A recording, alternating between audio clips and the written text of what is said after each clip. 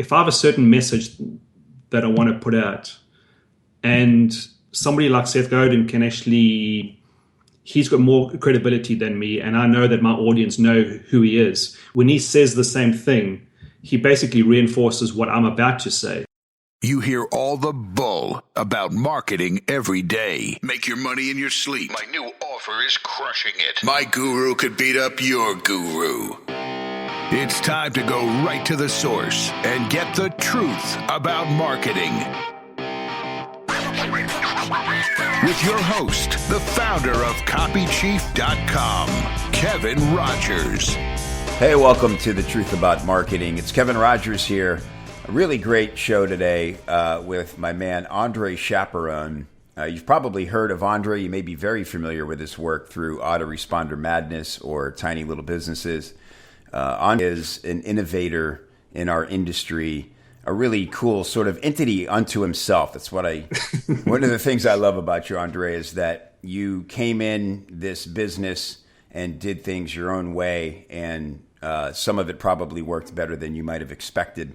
And we're going to talk about one of those case studies today. As my listeners know, this is a show about case studies and where we get to learn the sort of the off-the-wall thing that you tried once and were stunned by the results. A little bit of context.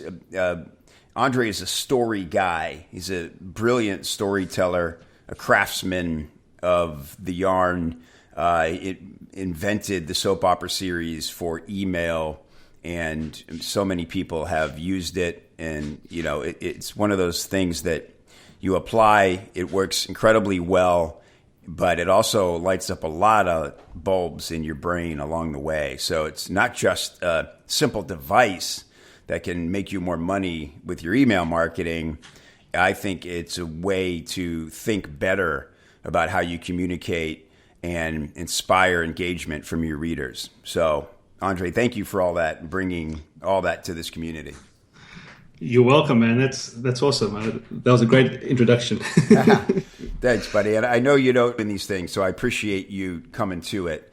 You're a great teacher, and I want to learn from you today about one of your favorite sort of things you tried that, the results surprised you and led to not only sort of a big win as far as the promotion, but a new way to think about, who your readers are and what they want from you. So tell us about that case study. Yeah. One thing I'll say before I start is, for some reason, which is probably why I've ended up being pretty good at email and storytelling over time, is for whatever reason, I can articulate my thoughts better when I write something down. When I'm talking live, it's all over the show. So I'm going to say that just to excuse me if I do bounce around a bit. It's because when I'm verbalizing in real time, things all over the show. That's just Sure. I have the opposite problem. All right. I get confused when I sit down to write. So that's perfect. We'll balance each other out. Okay. So yeah, back in 2011, so this is obviously a while back, my business partner and myself, Steve Gray, we started this little affiliate marketing training thing called Tiny Little Businesses, and we had launched internally initially, I forget, maybe 6 or 7 months into 2011, and then in the January of 2012 we decided to open it up again and do a second little launch. And I just thought I wanted to try something different, and I didn't have any frame of reference at the time. It just felt right, the way that I had written this thing. So I decided to tell the story, and for whatever reason, the story just started to flow in my head, and I wrote it up. It was originally an email series that I'd sent out to this audience, and then later on, I actually took all those emails and I turned them into a web page, basically, which is on Frank versus Matt. So if anybody wants to go to frankvsmatt.com, they can get a frame of reference by reading that story is largely unchanged since the original copy that I wrote. Yeah, so it just felt right at the time. And I chose Frank because of Frank Kern, it was a name that everybody had heard of. So I just took his first name because in my mind, I know that every single person in the internet marketing space would identify with a name called Frank. Sure. So he was your avatar for Frank, yeah. Yes. So Frank got the negative avatar, and then Matt was a friend of mine who was really successful at the time and still is. And so I just called the guy that was actually doing everything correctly. I called him Matt, and that's as far as my thinking went. And then I started writing the story, which was essentially all the trials and tribulations that I'd gone through from when I started to getting until the point where things started to fall into place. And the way that I articulated it is I told these two stories, which basically the one story is Matt, which is the guy that goes from shiny object to shiny object. And it's typically where most, if not all, internet marketers start at that place. And then the ones that actually end up doing well, the ones that transition into this character or this bucket called Matt. And it's the person that decides to build the business. So yeah, I wrote that story and I sent it out as part of that promotion, and we sold out pretty quickly. I think we had about 250 slots open at the time. That's what we wanted to fill, and we didn't want to fill any more than that because we wanted to be able to give them a certain type of experience. Yeah. And then we were going to open up again like 6 months later. Mm-hmm. So we sold out straight away with that story. So one of the other things we do is as soon as somebody becomes a customer in that business, we ask them a question. Literally, as soon as they get that very first email, we ask them, tell me, what was the one single thing that turned you into a customer when you read the copy for Tiny Little Businesses? You know, what was that one thing? And then we ask a second question just to frame the first question. And the second one was basically, had you ever heard of Andre and or Steve before? So we asked that second little qualifier question. So it'll help us with how they answer that first question. Yeah. And that's when the penny actually dropped, because up until that point, other than just selling out, I didn't know 100% that my little story works so damn well. Yeah. But what happened was people were writing and they said, I read your story about Frank versus Matt, and it really resonated with me. I'm definitely a Frank, and I want to become a Matt. And that's how they were actually self-identifying themselves as those characters. And I thought that was amazing. So, boy, that's fantastic. So I'm going to pause right there because there's so much to unpack. I just love that. Let's go back to how it sort of happened instinctually, and that's, I think the mark of a storyteller is you get a feeling first, right? Right. And then you just kind of go with it and you go, let's see where this leads. People, I'm sure, have and will continue to dissect the sort of the genius behind giving the two avatars a name, these two characters, one that everybody who's struggling and would make a great prospect for your course can identify with, and where they want to go. It really is powerful to name them and sort of give them life and say yes. And that to balance that identity, there's a rule some marketers and copywriters talk about, like, don't use too much imagery when you're trying to present the fantasy lifestyle, because you could interrupt your prospect's fantasy, right? Like, not everybody wants to sit on the beach with a laptop. Yeah. But what you did was you gave a gender-specific name to an avatar that just about anybody could relate to and want to become. Is that something you considered along the way? Like, okay, wait, what about women? Are they going to be able to identify with someone named Matt? Or was it just not even that thought out, more instinctual? Yeah, I mean, my avatars for the internet marketing space has always been male, simply because the percentages are biased towards males. It's like 80% or maybe even higher of males. So I just gave them male names. I mean, we have many women customers, and they can also identify with the essence of the story. So they still get it. Sure. Right. Yeah, interesting. So again, that's just one of those things that if there was a committee involved, there would have been 6 meetings over whether these can be male characters, right? No, we have to name it Pat, because Pat could be either gender. Oh God, right? And now it starts to lose all its juju, right? So it's something I love about being an entrepreneur is we just get to go and see, Yeah, exactly. I think there's a danger of overthinking things many times, and sometimes it's just easier just to do something and then just see what happens. Right. Yeah, because one of the things at the time in 2011 when I did this, I was big into the whole lean startup movement, which had basically just started to take off and get momentum. And the whole thing behind the lean startup movement is basically, iterate quickly. So do something very quickly, get it out there, and then iterate. It either works or doesn't work, or it works a bit, or whatever, and then you can just edit from then onwards instead of trying to create this perfect thing that's never going to be perfect. That's right. So 250 seats sold out in one shot, pretty much, at least. I think we were open for 3 days. So, wow, and nice. I only had a tiny little list at the time. I mean, literally had a list of, I don't know exactly. It was probably 1,000 people. So a quarter of our lists holy smokes, signed up. That's fantastic. So this is before Autoresponder Madness. Autoresponder Madness was out already. Autoresponder Madness has been out since 2009 in one version or another. It's on its 3rd iteration now, so it was probably on version 2 at the time. Wow. I would have thought you had a huge list just from that. Yes, but I didn't expose everybody to this. So when we were selling our tiny little businesses thing, we had a little waiting list from first time that we had opened up, this little waiting list, this little interest list. Yeah. And that's the only list that I promoted to. I see. Wow. Let's talk about that in a minute, because that's another very cool thing that you do. I want to talk about, how we communicate with our list and give them the options to be promoted to or not.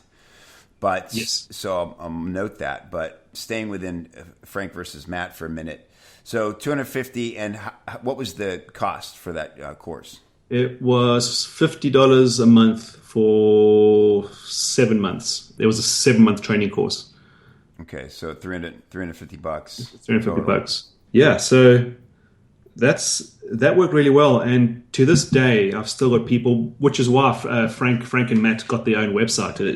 I thought it'll be stupid not to give them their own website. Right. And then it was really easy for me to, in my signature links in all my different properties, is just to include the link, Frank versus Matt. So if you look at the footer of most of my websites, I've got links to these various sites, and one of them is Frank versus Matt, because I know people find this site and they just read it, and then it just sucks them in, and suddenly I've now won them over.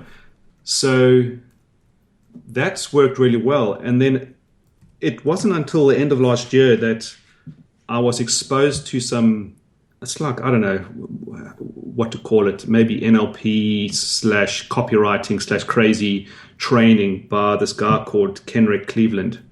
And Kenrick, and his partner Jared. So Jared is in this little private mastermind that I'm a member of, and for whatever reason, somebody was talking in the forum about something called chain of beliefs, and I'd never heard of that before. So I just PM'd this guy Jared, and we got chatting away because he likes my stuff, and he was kind enough to share some training with me, which is basically Kenrick's training on this thing called chain of beliefs and buckets. And so I read that at the end of last year, and it was like, oh my God, this is exactly this stuff. So I just want to go over a few points, because this stuff is like, great.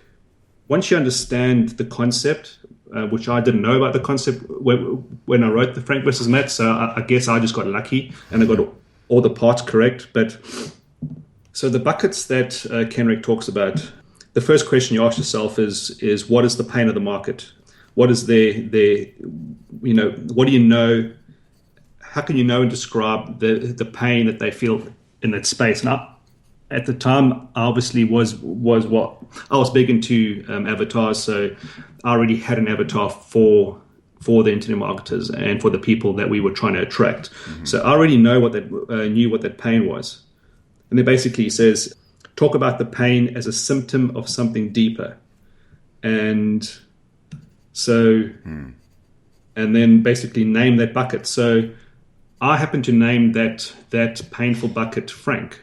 I just gave him a human's name simply because I wanted to tell a story, and I thought, well, stories have to have characters, right? So I gave them character names. But typically within Kenrick's context, you would give it a marketing, cool name like Frank Kern does with all his stuff, and Ryan Darce does all this stuff. They give it a funky name that they then own. Right. But it worked fine with me giving it a human character name. So then you name that bucket, that little painful bucket, and that's the symptom bucket. And you need to give it a name that people can self-select. They can self-identify themselves as being that. So I was lucky because people read the Frank thing, and they straight away said, I'm Frank. Mm-hmm. So they could identify themselves with that, and they actually started calling themselves Frank. So you want to give it a name that people allow themselves to self-select. It can't be a name that is so bad that people aren't going to want to say that that's me, even though they actually do know it's them. I'm douchebag. It's not going to work. Yeah. Right. So that's not going to work. That's going to backfire. And then there's a pivot point that Kenrick talks about, and that pivot point is when you segue into the solution bucket. And the solution bucket is basically your thing, whatever. And my solution bucket happened to be named Matt. I named my solution bucket Matt, because by the time they got to the end of the story, it's like if you're a Frank and you want to become a Matt, then the next logical step is to come into our program, and we can show you what we've learned. And the way that Kenrick frames it is basically that solution bucket is the savior to everything, and basically that's why they get attracted to you and buy your stuff. So yeah, that's basically the simplified version of his buckets thing. And the real life example is my Frank versus Matt thing, and you can use this in everything that you do. You create these little things, and that's fantastic. Yeah, I love this. I think it's very cool of you to sort of like retroactively credit someone else with what you did too. I think that's awesome because, again, it's all about learning, right? It's like you did something instinctually that you learned from, then you found out, maybe there's the training based on it that it happened to fit in, helped you probably understand it on a deeper level. Yeah. Yes. And so how do you plan to use this in the future? Is this something that you say, okay, what's going to be my next Frank and Matt, my next chain of beliefs sort of campaign? Or is it just something that, you think, all right, I got to come up with a product now just to test this again? Or do you naturally come up with a product, but, to fill the needs of your tribe and then maybe apply this technique? Well, back in January of this year, I had a half-day consult with Rich Chaperon. And we were chatting about stuff, and I mentioned this whole Frank versus Matt thing, and I showed him how the whole thing worked and why it works so well. And Rich Chaperon actually had paid Kenrick for a consultation whenever it was, years earlier, and basically Kenrick taught Rich Chaperon this whole concept. So when I showed this to him, then it all made perfect sense to him, and then he took it a step further that I'd never considered before, and he says that you can create all these little islands of content, so which is what I've been doing anyway. So like Frank versus Matt. Now, even though you have a sales letter somewhere that basically is a proper sales letter that then sells something, and then affiliates can send people, and you can send cold traffic to the sales letter, you don't necessarily want to send it to these sites, and you don't want to mess up your sales funnel by sticking these crazy stories inside there that may or may not work. Right. So you can still create these little sites, whether they're their own little website or whether they're landing pages on the main asset, and you can then send some traffic, or you can allow them to be found. Basically, it's just places to send people that then, when they consume it, it changes their belief system to a point where by the time they finish consuming it, they closer to or at the point of belief where you need them to be able to convert. And then the call to action is typically, go here to see more, which will then typically be your sales letter. So then that'll redirect to your typical sales letter. But now that person's going to read your sales letter in a completely different frame of mind. Right. Completely different from if they just hit it straight up. This is the sales letter. And so what does that funnel look like? Could you? What are the steps before they ever see the offer? Well, mine is the frankversusmatt.com thing. So I will send people to this. So if I've got a list that people have they've come into my sphere of influence either through an affiliate or whether it's cold traffic, and I know that now they've got into my email list and they don't necessarily know me really well. So those people I'll send to this, to something like this, because it's an easy email to send, right? You should go check out this story I wrote a while back. I think you'll like it, blah, blah, blah. And so now there's no pitch at all, and you just send them there and they check it out. And it's even if you're not selling anything at the time, you can obviously do it as part of a campaign to sell something. But even if you don't, it's just like on those very first few emails where you're trying to bond with that person. Right. So later on, you now can sell them stuff and actually do things from a different position, because now you've been elevated as somebody that they see as their savior and their fiduciary and whatnot. So to get to that point, it's great to be able to share these pieces of content. I mean, I can send an email out and send people to this Frank versus Matt website or the landing page, and no one's going to think twice about that I'm trying to sell them something. Right. So if I'm getting this right, you send to Frank versus Matt at any given time, and it's one of the things that you want people to understand and identify with before you'd ever offer them anything, no matter what you might offer them next. Yes, especially if they're people that don't know me. Yeah. Fantastic. And, looking at the page here, it's interesting to me that you have a lot of links within the site. Now, that's a rule that most marketers would not want to break and say, I got to keep them contained in my world. And you've got them linking out to other books and different stuff. Talk about that. None of which is mine, actually. It's when I put this page up and I took my Frank versus Matt story, I wanted this to essentially be like a Wikipedia page, a page that's amazing, that's got it's not just me trying to sell something. Yeah. This is me trying to bond with a certain reader. Yeah. I just link out all over the show. I break all the rules. No agenda but to educate and relate and bond. Yeah, and by the time those people get to the bottom and then they finally do see my links that I want to share within the context of whatever they've just read, they can click and they can find out more. Or it's just a bonding exercise and they're really grateful for me to have shared whatever because it's resonated with them. God, this gets me so excited. You know why? It's on so many levels. But just the beauty, the simplicity of the page, it's so clean. Everything is so over-designed these days. You were kind enough to contribute to a conversation in copychief recently about this topic, and you didn't even reference this directly. But I think I'm going to go back and point people just because we all want to stay on top of design and be modern and everything. But what this site says to me, and I'm talking about Frank versus Matt, if you're listening here and you're near a laptop or you want to note that, it's Frank vs. Matt, MATT.com. It's just nice, simple design. It's timeless. You've got a big font. It's a good-looking font. You've got some nice little hand drawings, a couple photos, and you're linking out to some other stuff that helps further the education and make the points that you're making.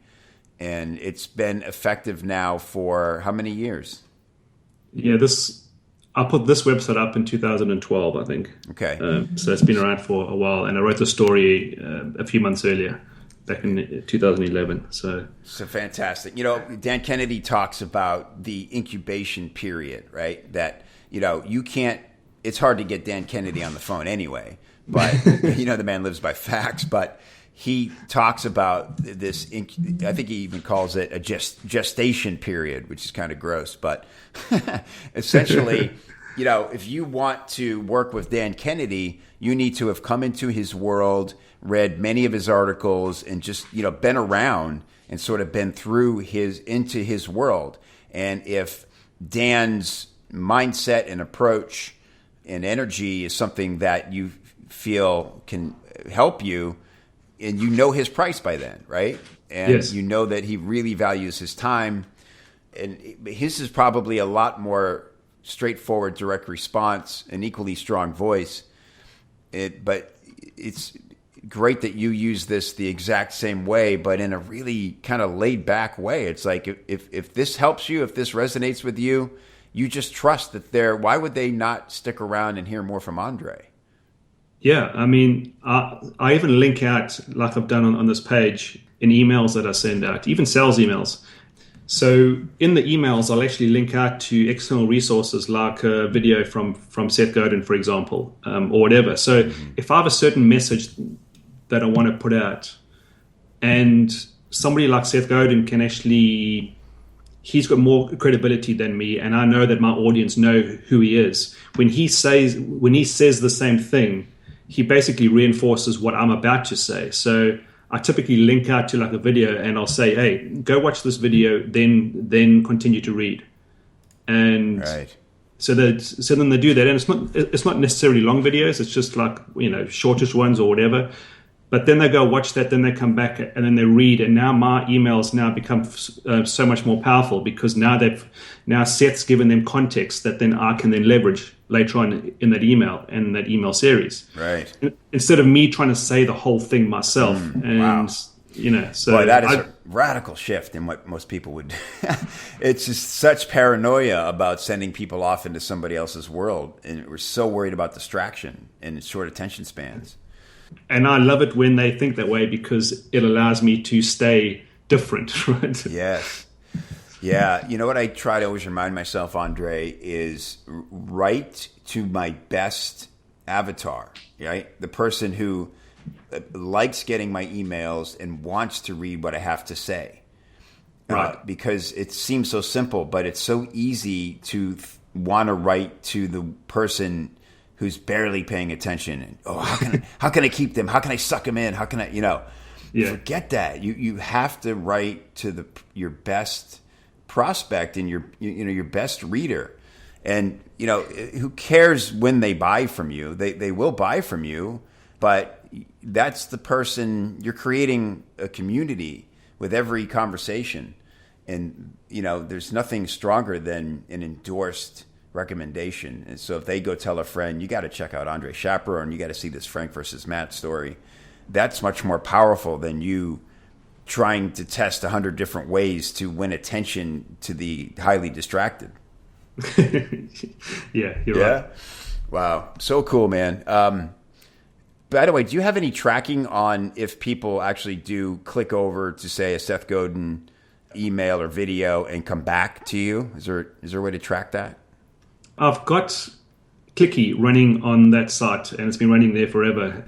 You can see clicks out, and you can see where they come from. I've never actually checked to see if I can track somebody that's left and come back. But what I do is I make all the links open in a new window. So even though they click a link, they never leave the page. It just opens up another page, a window, so they can read. Right. So that's what I do. That's fantastic. Boy, I love this. Okay, great. Well, I want to respect your time. Always try to keep these short enough so people are begging for more. I know everybody listening to this is going to go to Frank versus Matt, but I want to quickly circle back to something I flagged earlier.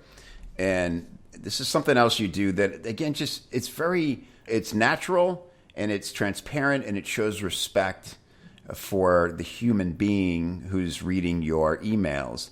And that is, when you have something to promote, you give people the option to either continue hearing about it or not continue hearing about it.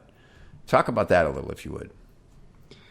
Yes. So what I typically do, always do, is I have all these different email segments or audience segments or interest segments, whatever you want to call it. And then if I've got a promotion, I will then automatically know based on what people's likes and their behavior has been, because when they do certain things and they click certain links, I can track that if I choose to, and then tag them.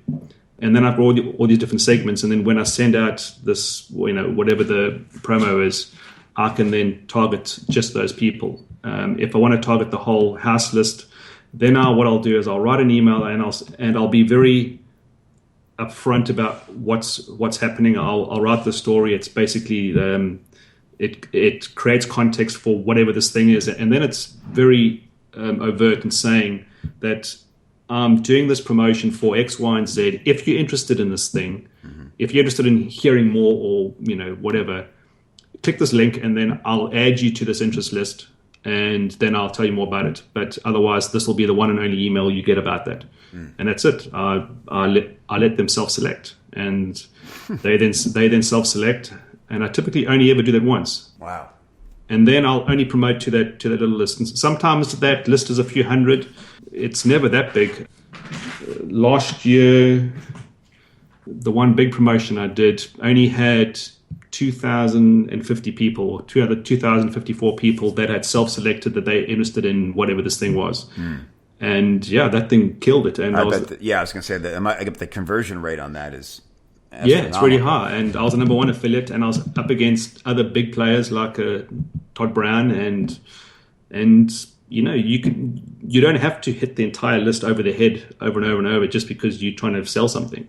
Are you tempted at least? This is the salesman in me. Can't help it. Are you tempted at least to send to unopens on that one email? Yes. Yeah, you do that. I do that. Sometimes when I'm not lazy, I'll then send to unopens. I'm sometimes wary because the way that the unopens work isn't 100%. Yeah. So in that email that I send out, I'll typically make a joke of it, and I'll say that unopens aren't exactly accurate, and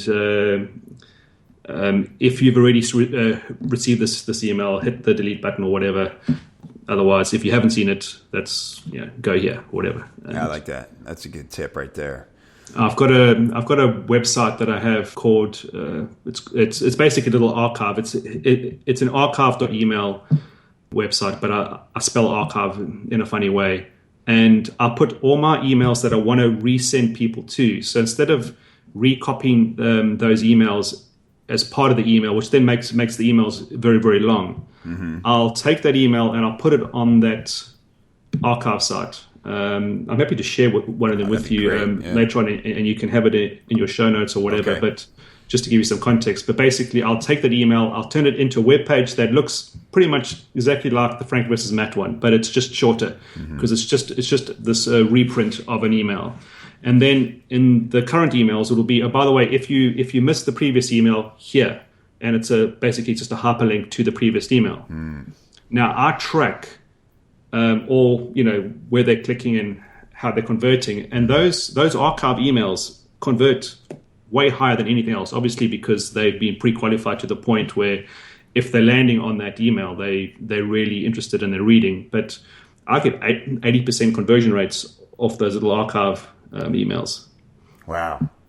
Brilliant. Yeah, it's so simple, man. It's so simple. It's my favorite thing when somebody takes what everybody else complicates the hell out of and goes, how about I just have a conversation with people? And I don't panic over whether everybody's hearing me or not. I'm sure there's people who just missed that chance to even learn about this thing and, come back later and go, oh, darn, I wish, but they get it. That's the deal with Andre. And you're reminding them to pay close attention to your emails because they certainly will miss something if they don't open and read every one. Yes. Brilliant. Oh man, Andre, I could go on forever because I love the way you do everything. You're a really cool cat in this industry, bro, and just appreciate you. Tell us what's coming up for you. I know I'm going to link out to Frank versus Matt and, of course, Autoresponder Madness. Anything else on the horizon that you want to alert people to? No, I'm just doing my own thing. Andre's world. You can only visit.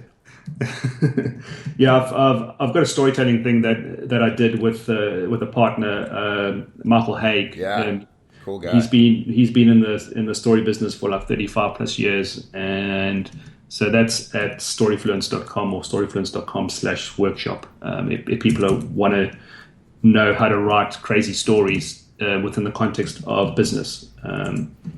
So I guess that's something else if they're interested in that.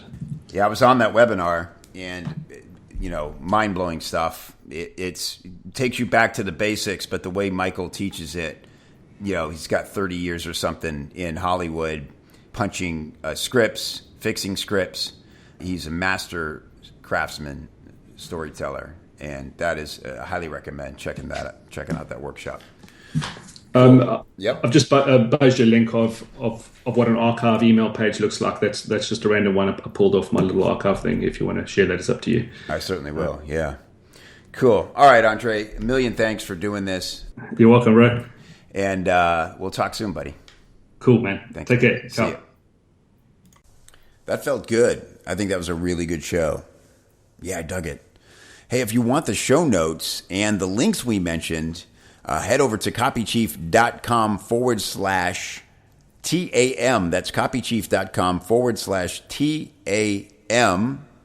And it's all waiting for you right there. If you're interested in getting coaching from me on business, on copywriting, plus access to all the amazing trainings like the Fast Wins Copy Course and the 60-second sales hook, plus the community, that's the real golden ticket, the community of like-minded, helpful, cool business owners and professional copywriters.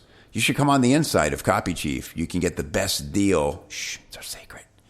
copychief.com/special. I'll watch for you inside.